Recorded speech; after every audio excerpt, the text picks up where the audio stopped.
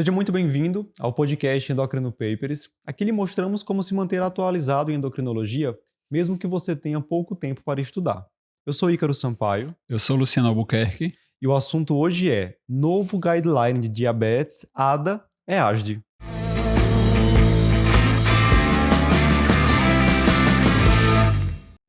Luciano, a Associação Americana de Diabetes e a Associação Europeia para Estudo de Diabetes costumam publicar um guideline em conjunto. Desde 2006, a última publicação havia sido em 2019 e agora a gente teve uma atualização desse documento com base nos novos estudos, que são muitos, né? Muitos, relacionados ao tratamento da hiperglicemia. É isso aí. E aí a gente já vem aqui trazer uma nova atualização, então, desse guideline. O pessoal sabe que Endocrino Papers não perde tempo. Não tem que falar, tem que ser em cima da linha ali, né? Tá saindo, a gente tá falando. Tem uma semaninha aí que saiu o documento, já vamos gravar um podcast para vocês. Então, primeira recomendação que a gente vai discutir é sobre o manejo da hiperglicemia em pacientes com diabetes mellitus tipo 2 e alto risco cardiovascular. Isso. O que é que esse novo guideline traz sobre esse tema?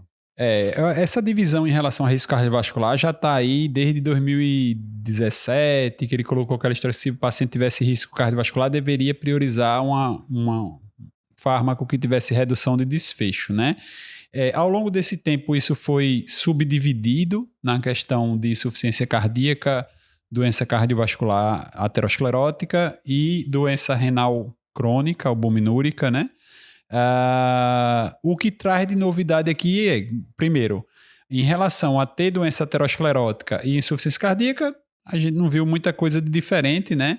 Os estudos de C com fração de ejeção preservada são muito, muito, muito recentes e entrou naquele contexto de tipo assim, ter 50% a 60% sem diabetes. Então, acho que vai vir muito mais uma referência disso do pessoal da cardiologia do que propriamente a DEASD, né? Então, se o paciente tem doença cardiovascular, ele deve jogar para aquela ala de priorizar fármaco reduz desfecho, que aí nominalmente seria GLP-1 e SGLT2, né? Se é doença aterosclerótica, GLP-1 ou ISGLT2. Se é insuficiência cardíaca, aí nominalmente ISGLT2. Se é doença renal crônica, segue também o mesmo padrão em relação ao uso do ISGLT2, mudaram um pouquinho o corte, né? Ali da história da doença renal, acho que já a gente fala sobre isso. O que tem de grande novidade de risco cardiovascular é que eles colocaram risco para doença cardiovascular, né? Então, isso antes era que se o paciente já tinha doença cardiovascular estabelecida, já tinha o diagnóstico, e agora colocaram fatores de risco. E aí, acho que você viu que acaba englobando muita gente ali, né? Sim, eles colocam até os critérios, né? Então, isso. O paciente que tem idade maior ou igual a 55 anos com 2 fatores de risco. E aí ele cita hipertensão, dislipidemia, obesidade, né? albuminúria, tabagismo, né? Exato. Então, muita gente vai entrar. Exato. Então, assim, se a gente considerar ali que pelo menos 85%, 90% do pessoal com diabetes tipo 2 tem obesidade, se você considerar dislipidemia, eles usaram o termo assim, dislipidemia, não está nem um ponto de corte de nada, né? Nem de especificamente se era relacionado a LDL, a triglicerídeo, HDL, nem falar de outros marcadores de dislipidemia também não está colocado, hipertensão, nenhum ponto de corte, nenhuma definição. Então, assim, você pegar um paciente com mais de 55 anos e hipertenso, já vai cair ali dentro do alto risco, né? Assim, hipertenso e obesidade, que a maioria dos pacientes com DM2 tem. Então, aí vai cair muita gente nesse cenário. Outro ponto que muda aí é aquela história de antes, né? Porque a gente já tinha essa recomendação de que nesse cenário você ia preferir essas drogas independentemente do controle glicêmico. Então, sempre há 2 anos atrás já ia dizer muito antigamente, há 2 anos atrás era metformina mais um desses agentes, né, com redução de risco. O ano passado já colocou-se que o agente redutor de risco poderia entrar com ou sem metformina, né? Então não necessariamente precisaria colocar metformina. E agora a metformina literalmente não está no fluxo. Então, assim, não tá. Se você pegar o fluxo, aquele fluxozinho desenhadinho, não tem metformina desse lado do cardiovascular, né? Então, assim, realmente saiu completamente do fluxo a história da citação da metformina. Lógico que aí é aquela história. Se você tem uma medicação que vai ter impacto de redução de risco nesse cenário, você tem, obviamente, que priorizar essas medicações. Lembrar que não é todo o GLP-1, não é todo o SGLT2 em todos os cenários. Boa. Né? Então, ele destaca que são aqueles que demonstraram redução de desfechos nessa população. Né? A gente tem com GLP-1 dulaglutida, sema-injetável, liraglutida. Isso. Né? Então, aí não emplaca aí os derivados do Xendin, né? Nem a xenatida, né? Praticamente aí não usa mais mesmo. Também não enquadra aí a semaglutida oral, né? Que a gente tem um estudo de segurança cardiovascular, mas sem redução de desfecho primário, né? Então, assim, é uma droga excelente, muito potente, reduz peso, reduz glicemia, mas que não reduz desfecho cardiovascular. Então, assim, não estaria nominalmente incluída nesse cenário. Então, desenhando para o pessoal esse lado do fluxograma. Evento prévio, né? Doença aterosclerótica estabelecida ou perfil de alto risco. E a GLT2, o agonista de receptor do GLP-1, podendo ser associados, inclusive, né? Isso. E aí, nesse fluxograma, uma coisa me chamou a atenção. Ele cita a possibilidade de fazer pioglitazona para um paciente com esse perfil, com certeza baseada nos resultados do estudo ProActive, no qual houve redução no desfecho secundário, né? Infarto, etc. E aí seria uma dose baixa de pioglitazona, porque a gente não teria tanto aquele efeito colateral de retenção hídrica, ganho de peso. O que é que você acha disso? Eu acho que isso é extremamente controverso, né? Isso é nível de evidência C, né? Assim, porque você, nos estudos, no ProActive, ele tinha ali um alvo de dose de 30 miligramas, pelo menos, né? Então, assim, a dose não interferiu no resultado, beleza, assim, você vê que não é um fator confundidor. Mas ali, um ou outro paciente que manteve uma dose mais baixa, geralmente é um paciente que tem uma glicemia muito baixa ou que fez algum nível de intolerância à medicação. Porque, em geral, no estudo clínico, você titularia a dose para a dose mais efetiva, né? Então, assim, não tinha essa informação de usar como modificador de doença, né? Então, assim, a pioglitazona, para quem não é familiarizado, a gente teve um estudo 10 anos antes dos estudos de desfecho cardiovascular, né? Então, lá 2005, 2006, o ProActive mostrou redução de desfecho. Só que o desfecho primário tinha amputação, revascularização, uma série de outros Era um desfecho mega composto, né? E aí acabou que nesse não deu significativo, mas no TRIPOINT MACE deu, né? Além desse, a gente tem o estudo IRIS, né? Que ele usou a questão de paciente que tinha doença cerebrovascular assim, já instalada, já tinha tido evento, então não precisava nem ser diabético, né? Podia ser pré-diabético. E aí reduziu a reincidência, né? A recidiva de evento cerebrovascular. Então, aí a gente tem uma evidência assim, bem substancial, 2 estudos randomizados firmes aí em relação à proteção de pioglitazona, né? Lógico que vai entrar dentro do contexto. Por exemplo, o paciente tem IC, sintomática, a pioglitazona não entraria.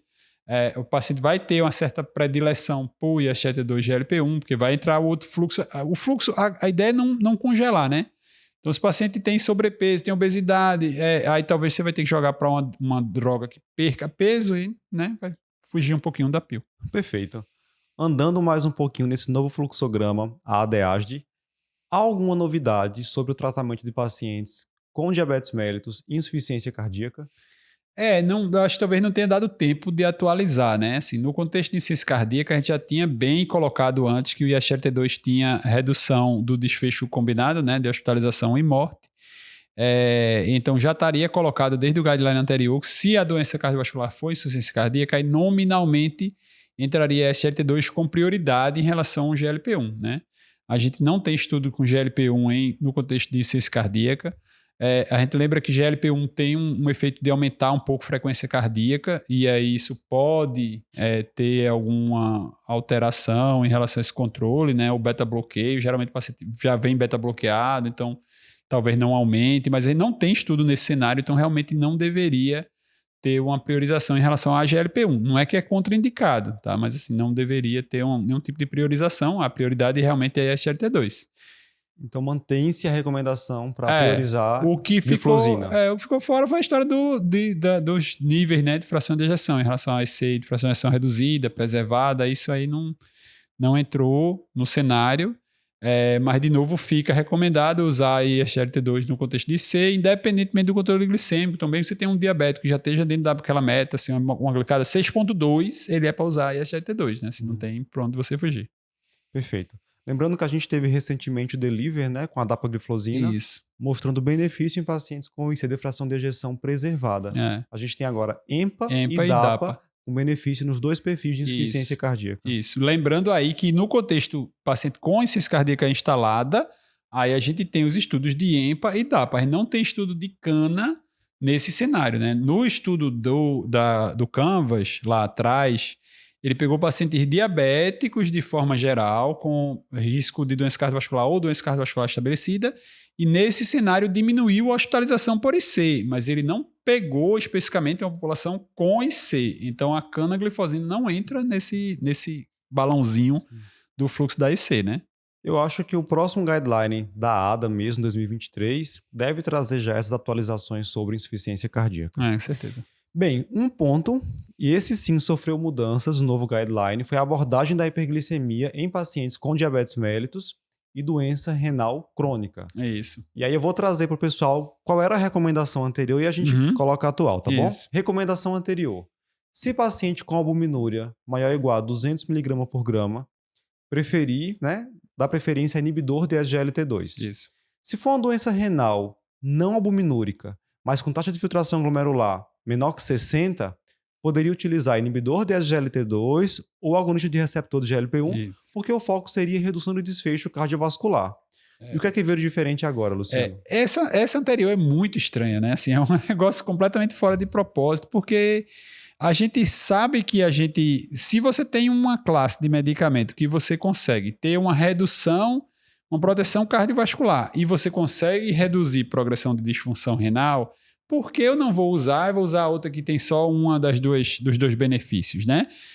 O que a gente sabe é que os estudos de doença renal crônica foram com pacientes predominantemente albuminúricos, né? No caso do SGLT2. Então, assim, os níveis de albuminúria estudados são mais elevados.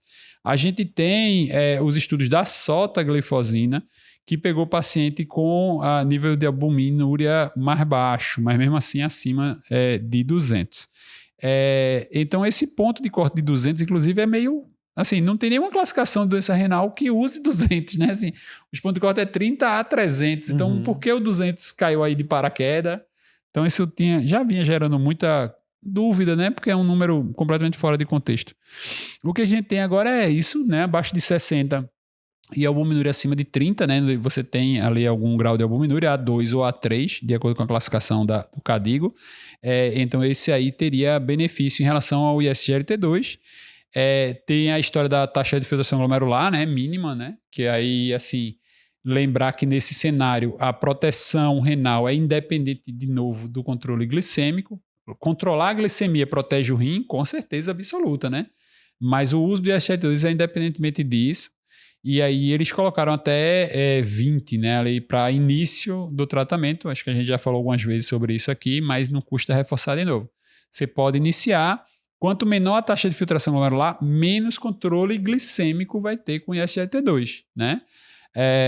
O GLP-1 ele tem um espaço nesse cenário do renal, porque o GLP-1 reduz a albuminúria acima de comparadores como sulfonilureia, como o IDP4.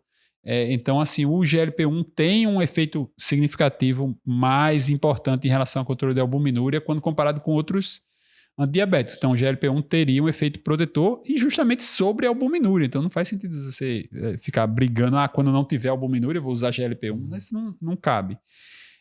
O único GLP-1, né, que conseguiu reduzir foi no Rewind, mas provavelmente pelo tempo, né? Foi um estudo mais prolongado. A dulaglutida acabou reduzindo também progressão de disfunção, né? Não só a albuminúria. Ou seja, a nova recomendação expande a indicação da gliflozina para todos os fenótipos da doença renal do diabetes, albuminúrica ou não. Ou não albuminúrica, né? Assim, no 30, né? Não necessariamente é uma albuminúria A3, né?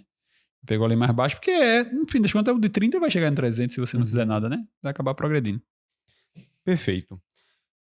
Então, a gente tem um foco da diretriz muito sobre comorbidades, redução de desfechos, doença renal, insuficiência cardíaca e doença aterosclerótica. Isso. E vejam que até aqui nós não falamos sobre metformina. Vamos falar dela agora, porque ela foi para o outro lado do fluxograma. Isso. Quando o foco de abordagem desse paciente não for tanto redução de desfecho cardiovascular ou renal, mas sim controle glicêmico, né? Você está precisando agora otimizar o tratamento, aí sim eles trazem a metformina. Inclusive, eles trazem uma classificação de potência das terapias no que se refere à redução da glicemia. Isso. E é onde a gente tem, pela primeira vez, a participação da tirzepatida no fluxograma, né, em um guideline. Lembrar aí de novo, né? Assim, tem falado muito da tizepatida porque teve um resultado muito significativo, principalmente em relação a peso e controle glicêmico também, né?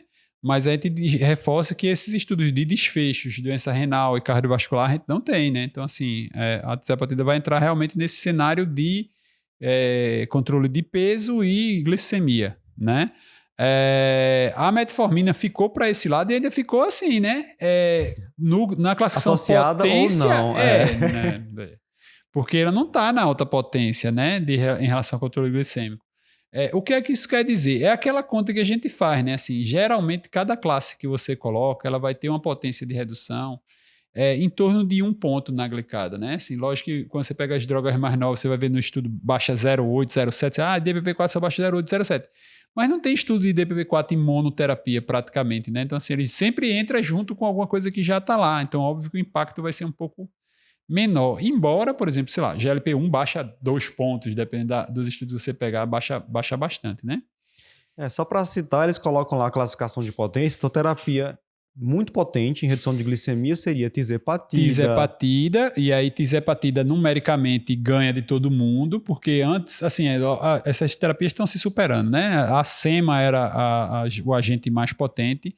Os estudos da tizepatida, né, o programa STEP, ele conseguiu fazer, SURPASS, que é o programa da tizepatida, ele conseguiu reduzir glicada significativamente em cima da semaglutida 1.0, né? Então, assim, ele tem uma redução significativa em todas as doses, desde 5 miligramas já, né? Então, 5, 10 e 15, as três ganharam. E aí, assim, a tizepatida fica com alta potência. Essa dula que aparece aí é baseado nesses estudos do programa Award. Ele também cita a dula como muito alta potência, mas né? ele botou lá, né? Higher doses, né? Então, assim, você tem que pegar a dula, porque tem estudo americano com 3, estudo americano com 4,5. Então, assim, a dula em doses mais elevadas, talvez um pouco diferente dos outros, porque a gente vê assim, por exemplo, quando você pega sema, passa de 1 miligrama, não tem um efeito significativo em relação a maior redução de glicada. Por exemplo, se você pegar o Sustain Forte, que compara 2 versus 1 miligrama, se você pegar o Step 2, né, que a gente falou antes, de 2,4 versus 1 miligrama, a glicada não dá diferença, dá diferença no peso. Uhum. A dula não. A dula, quando aumentou a dose, ela conseguiu baixar mais a glicada e baixar mais o peso, né? Não tanto o peso, mas bem a glicada. Então, a dula parece que quando vai jogando a potência para cima, ela fica mais potente em relação ao controle glicêmico. E os outros GLP-1s talvez já fossem tão potentes que não chega mais além disso, né? Então, essa dula que ele cita como muito alta potência não é a que a gente usa hoje no Brasil. Isso, não é de 1,5, é 3 ou 4,5, né? Mas aí, assim, nesse muito alta potência, em geral, a gente vai cair naquele ponto que ele coloca. Individualmente, né? Individualmente, muito alta potência seria dula em alta dose, sema, tizepatida, insulina. Né? E o outro ponto é combinação de agente. Então, se você disser, vou usar dula 1.5 com metformina, você entrou no muito alta potência, né? Como, fazendo uma analogia, como a gente faz com dislipidemia, usar estatina e ezetimiba, né? Então, assim, mesmo que a metformina esteja ali meio de lado, ela vai sempre ser o acompanhante ideal ali na história. Botou metformina junto, aumenta a potência do tratamento, você acaba chegando na alta potência.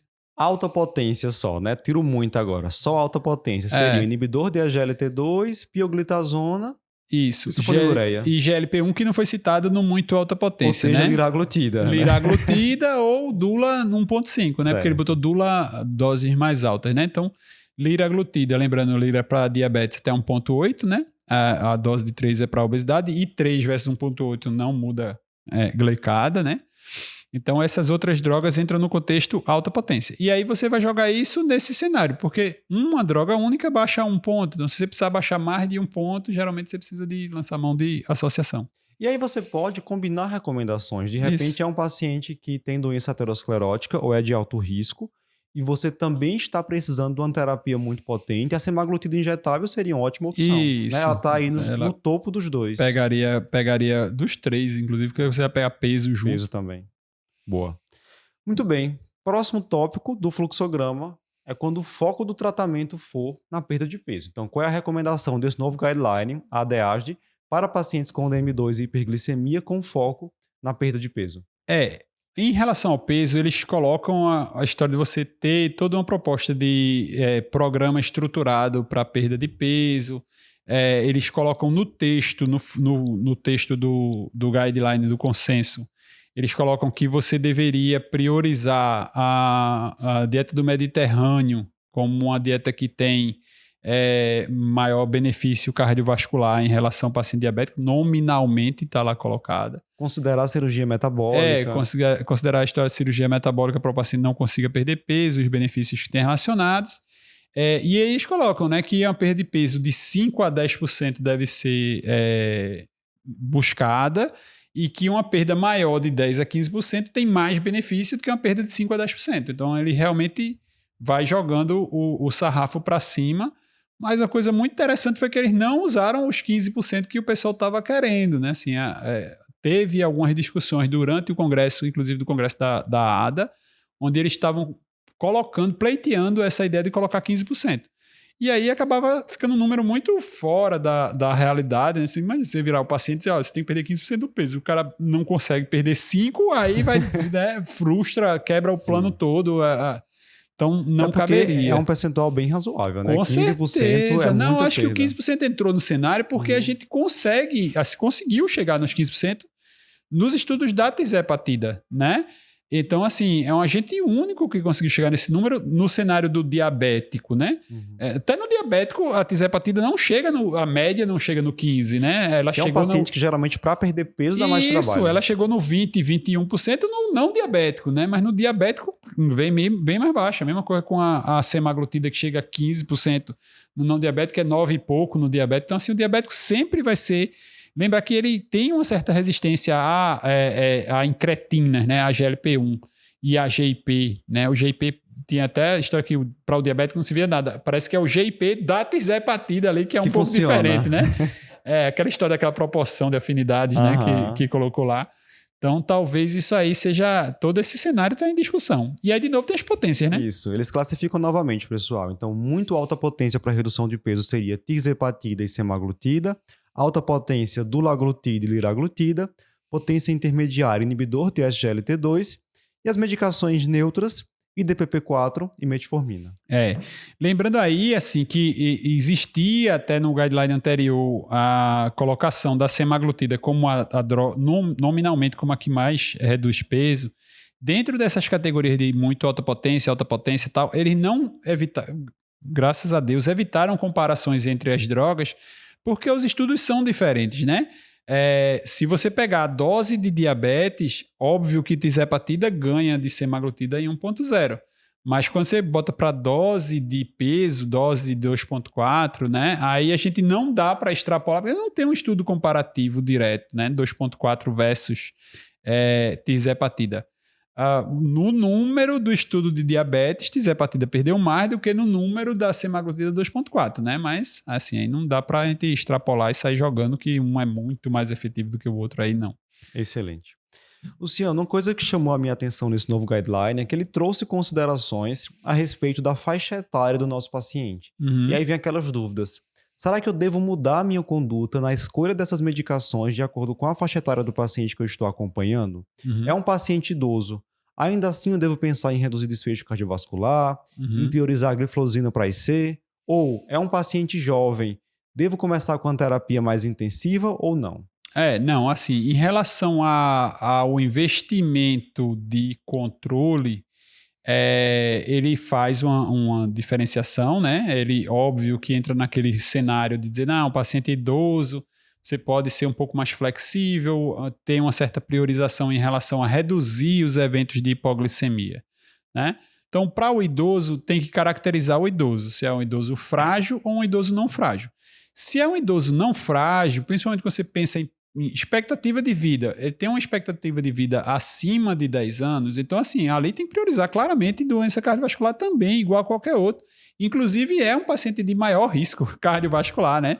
Que um paciente com mais de 65 anos, com diabetes, com outras comorbidades, é um paciente de muito risco cardiovascular. Até viu lá nos fatores de risco que idade é um ponto a ser considerado, né?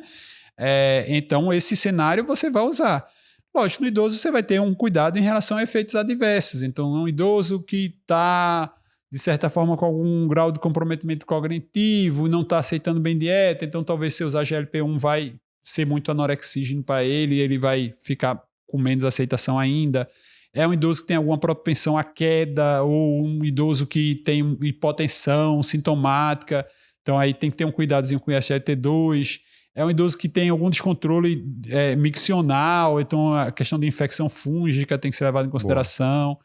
Então ou isso seja, aí cabe, né? Então a idade por si só não vai ser uma barreira para a gente instituir uma terapia voltada para a classificação de risco desse paciente, mas obviamente considerando comorbidades. As comorbidades são bem importantes. Uma das principais é a sarcopenia. Isso. Né? Aí no jovem é aquele cenário oposto, né? Que aí pegou o diabético jovem, a gente tem que diferenciar do diabético jovem que você acha que é um MOD, por exemplo, que tem alguma história familiar muito forte, todo mundo da família tem, mas é uma doença ali menos agressiva, que o MOD em geral tem um comportamentozinho mais tranquilo, né? O mesmo LADA também tem um comportamento menos agressivo. Mas o diabetes tipo 2 do jovem, a gente tem estudos catastróficos em relação a desfecho cardiovascular, muito, muito ruim, o pessoal fazendo evento antes dos 40 anos de idade. Muita complicação. Muita complicação microvascular. Então, assim, é um fenótipo extremamente agressivo, esse diabético tipo 2, que está relacionado à obesidade, está relacionado a um perfil de resistência insulínica muito importante, né? Então, esse paciente, ele diz que você tem que ser muito agressivo em relação a ele, principalmente tendo essas ideias assim de, vamos botar todas as metas possíveis. Perder peso na quantidade suficiente, controlar a glicemia de uma forma intensiva, né, controlar os outros fatores associados ali da forma mais intensiva possível. E aí ele destaca o início de uma terapia combinada precocemente para esse paciente. Né? A terapia combinada acabou ganhando muito ponto nesse guideline, né? Porque a ideia da metformina, a gente sabe que a metformina é uma droga extraordinária, a gente tem uma potência boa em relação ao controle glicêmico, tem um perfil de segurança em relação ao efeito adverso. A gente conhece muito, né, como funciona e como são os efeitos adversos da metformina, então a gente acaba casando ela com todo mundo. Quando ela vinha no fluxo, então assim, você sempre tem aquela ideia de começa a metformina, depois vê outra coisa, começa a metformina. Então na hora que você... E a SBD ainda é assim, né? Então assim, na hora que você tira a metformina dali, você já abre para o cara já, costurar ali, planejar o que ele vai fazer já de cara, né? Então ele já vai começar com um tratamento combinado mais precoce, né? Dizer, se você precisa, porque não tem só a metformina como opção isolada. Então você sempre vai olhar as outras coisas e dizer, vou associar. É uma excelente associação. Você pode estar, né? Metformina mais outro agente ali para ajudar, né? A SBD tem, assim, a proposta de que quando tivesse uma glicada acima de 7,5 o diagnóstico, você já começa a terapia dupla e acaba que a maioria dos pacientes vai entrar nesse contexto, né? Não precisa também pegar um paciente de 6,5 e começar, né? Perfeito. Então essas foram as principais atualizações do novo guideline, a ADAGE. Para mais novidades sobre o tratamento de pacientes com diabetes mellitus, continue acompanhando Endocrino Papers. Até a próxima. Até mais, pessoal.